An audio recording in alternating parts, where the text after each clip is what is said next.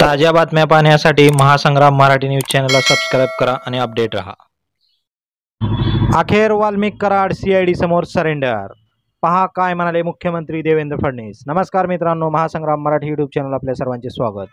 सध्या बीड जिल्ह्यातील गाजत असलेल्या प्रकरणामुळे चर्चेत आलेले वाल्मिक कराड अखेर सीआयडी समोर सरेंडर झाल्याचे अनेकांनी पाहिलेले आहे। यानंतर राज्याचे मुख्यमंत्री देवेंद्र फडणवीस यांनी आपली प्रतिक्रिया दिलेली आहे। पहा नेमकं काय म्हणले देवेंद्र फडणवीस। जाणीवपूर्वक ही केस सीआयडीला देण्यात आलेली आहे। त्यांना पूर्ण स्वायत्तता देण्यात आलेली आहे। कोणाचाही त्यांच्यावर दबाव चालवून घेतला जाणार नाही, कुठलाही दबाव राहणार नाही।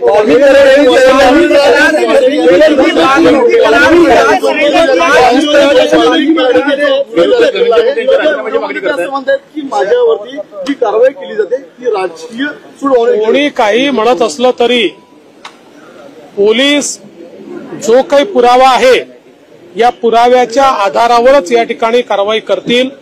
त्यामुळे कोण व्हिडिओत काय म्हणताय, कोण काय म्हणत नाही हा विषयच नाही। विषय हा आहे जिथे पुरावा आहे त्याला सोडलं जाणार नाही।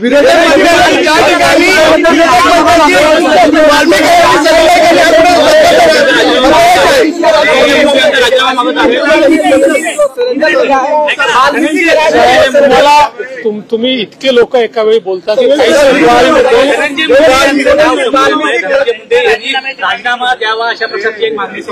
मला या प्रकरणातल्या राजकारणामध्ये जायचं नाही।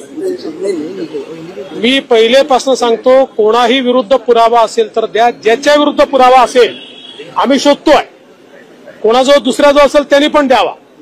पण माझ्याकरता स्वर्गीय संतोष देशमुख यांच्या हत्येला कारणीभूत लोकांना शिक्षा होणे हे महत्वाचं आहे।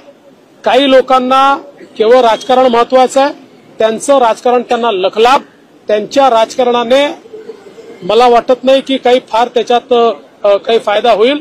त्यामुळे मला कुठल्याही राजकीय वक्तव्यामध्ये जायचं नाही, त्याचं समर्थनही करायचं नाही, त्याचा विरोधही करायचा नाही। हे राजकारण त्यांनी त्यांच्या ठिकाणी करत राहावं। मात्र आमची भूमिका स्पष्ट आहे, स्वर्गीय संतोष देशमुख यांना न्याय मिळवून द्यायचा, तो आम्ही मिळवून देऊ। बीड जिल्ह्यातील मसाजोग गावचे सरपंच संतोष देशमुख यांच्या हत्या प्रकरणानंतर याचे तीव्र पडसाद महाराष्ट्रात उमटत आहेत। या प्रकरणानंतर बीड जिल्ह्यातील विविध प्रकरणे समोर येत आहेत। यातील एका प्रकरणामध्ये वाल्मिक कराड यांचे नाव समोर आले असून त्यांच्यावर गुन्हा देखील दाखल करण्यात आलेला आहे। यानंतर ते गेल्या अनेक दिवसांपासून पोलिसांना देखील सापडत नव्हते, मात्र अखेर आज सीआयडी समोर ते हजर झाल्याचे पाहायला मिळत आहे। यानंतर राज्याचे मुख्यमंत्री देवेंद्र फडणवीस यांनी आपली प्रतिक्रिया दिलेली आहे। याबद्दल तुम्हाला काय वाटतं नक्की कमेंट करा आणि व्हिडिओला शेअर करा। धन्यवाद। आपण जर हा व्हिडिओ यूट्यूबवर पाहत असाल तर आमच्या चॅनलला सबस्क्राईब करा आणि फेसबुकवर पाहत असाल तर चॅनलच्या पेजला फॉलो करायला विसरू नका।